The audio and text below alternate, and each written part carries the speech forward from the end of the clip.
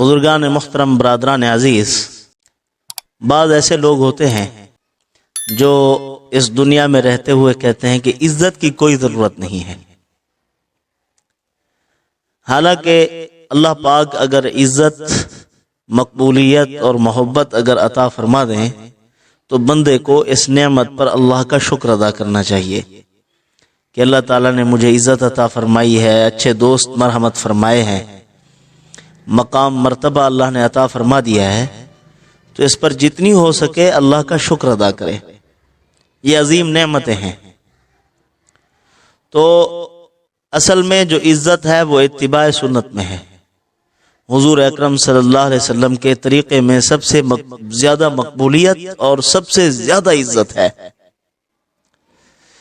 حضرت مولانا رشید احمد گنگوہی رحمۃ اللہ علیہ فرمایا کرتے تھے کہ ایک آدمی بہت بڑا عالم ہو، بڑے علوم و معارف ہیں اس کے پاس، لیکن خلاف سنت زندگی بسر کر رہا ہے۔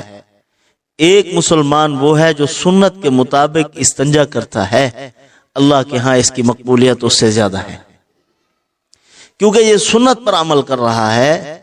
آپ صلی اللہ علیہ وسلم کے طریقوں میں اور سنت میں اللہ پاک نے محبتیں بھری ہیں۔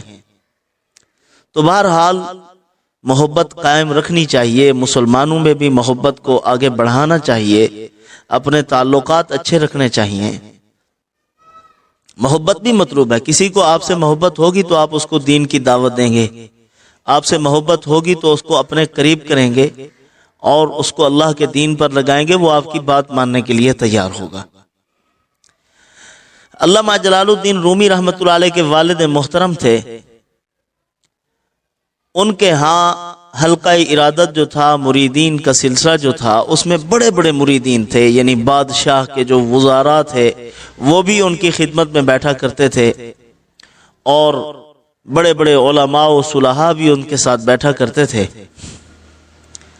ایک مرتبہ بادشاہ ان کی خدمت میں آیا، اس نے دائیں دیکھا تو بڑے بڑے علماء، صلحاء، نیک لوگ بیٹھے ہوئے ہیں، اور بائیں دیکھا تو بڑے بڑے اہل دنیا، وزیر، مشیر اور بادشاہ کے قریبی لوگ بیٹھے ہوئے تھے۔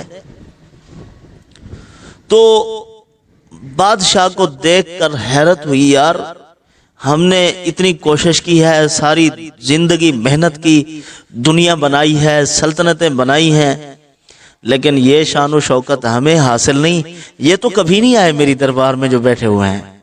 اہل علم کو، علماء صلحاء کو کیا ضرورت ہے بادشاہوں کے درباروں میں جانے کی؟ تو اس کو پہلے تو حیرت ہوئی، اور پھر اپنے وزیروں کو دیکھا کہ یہ تو میرے وزیر ہیں، لیکن یہاں مولوی صاحب کے پاس کیا کرنے آتے ہیں؟ پہلے حیرت ہوئی، پھر غیرت نے وہ جگہ لے لی، پھر غیرت آ گئی۔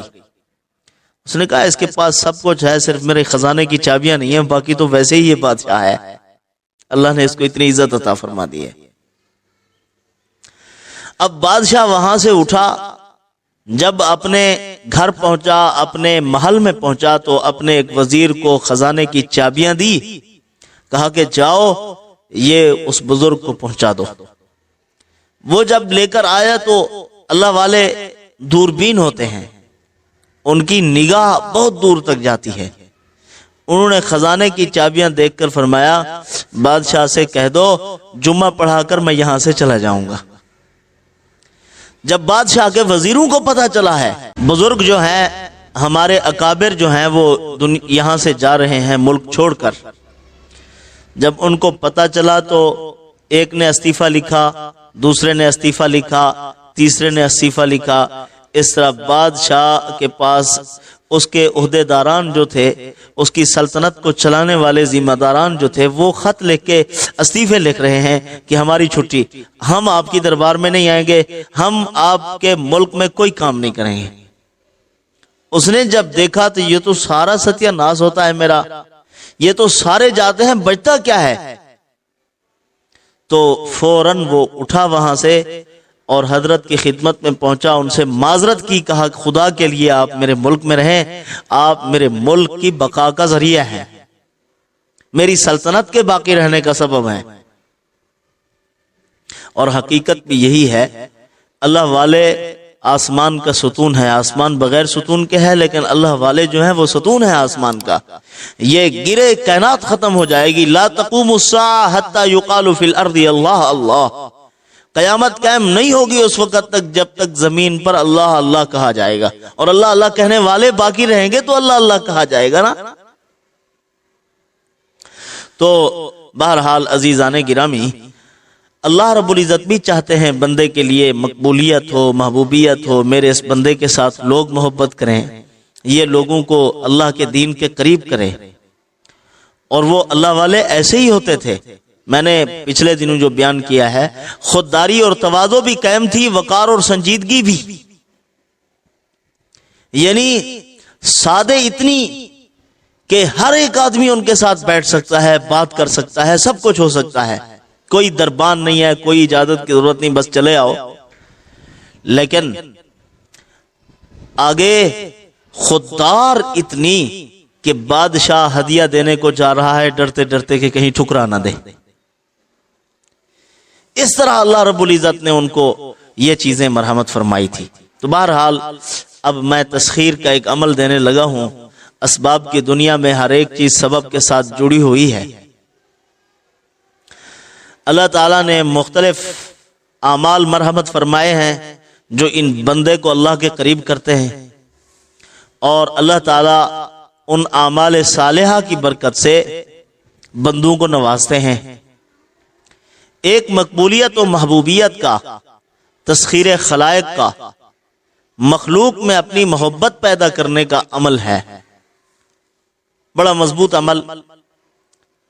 پہلی بات تو یہ ہے کہ جب بھی یہ عمل کیا جائے تو چاند راتوں میں عمل ہونا چاہیے، اور دوسری شرط اس کے لیے یہ ہے کہ جمعرات کا روز بھی ہو.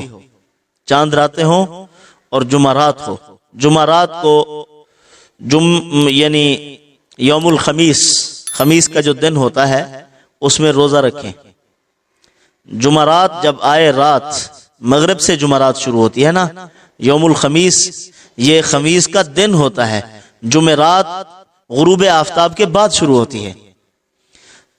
تو غروب آفتاب ہوا، اب کشمش اور کھجور کے ساتھ روزہ افطار کرے. اس کے بعد 121 مرتبہ بسم اللہ الرحمن الرحیم پڑھے. کتنی آسان ہے، ہر مسلمان کو آتی ہے یہ.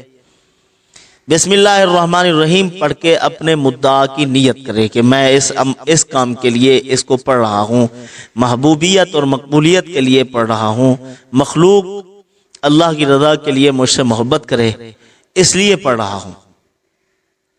اب بسم اللہ الرحمن الرحیم کو پڑھے اور پھر وہاں مسجد میں بیٹھا رہے، درود شریف کی کثرت کرے عشاء کی نماز تک.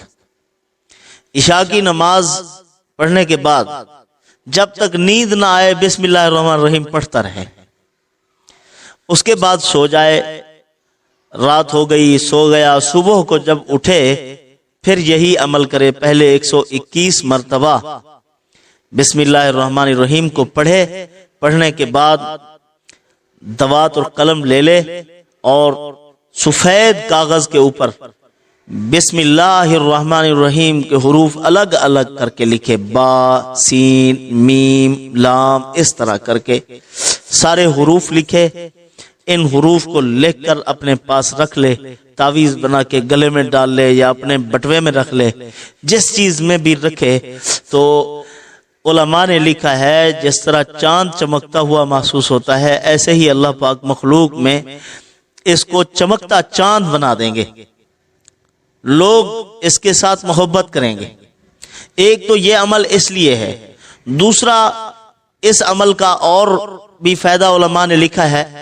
خواص ہوتے ہیں اعمال کے، بہت زیادہ بھی ہوتے ہیں. تو اس کا اور خاصہ یہ لکھا ہے کہ وہ عورت جس کے ہاں بچے پیدا ہی نہ ہوتے ہوں، یا وہ عورت بچے پیدا تو ہوتے ہیں لیکن بعد میں مر جاتے ہیں، یا وہ عورت ہے جس کے ہاں اسقاط حمل ہوتا ہے، بچے گر جاتے ہیں، ضائع ہو جاتے ہیں، تو اس کو چاہیے کہ یہی عمل کرے جیسے میں نے بتایا ہے. پھر یہ عمل کرنے کے بعد صبح کو جو بسم اللہ الرحمن الرحیم کے الگ الگ حروف لکھے اس کا تعویذ بنا لے، وہ اس کے پیٹ تک تعویذ آئے، یعنی لمبی دھاری باندھنی ہے، اس کو پیٹ تک آئے، ناف کے قریب قریب کھڑا رہے وہ۔ پھر جب بچہ پیدا ہو جائے وہی تعویذ بچے کے گلے میں ڈال دے، ہر قسم کے رنج اور تکلیف اور مصائب سے بچہ بھی محفوظ رہے گا۔ تو یہ ایک مضبوط عمل ہے، ہماری طرف سے ایک گفٹ ہے، اس کو کریں انشاءاللہ بہت فائدہ ہوگا۔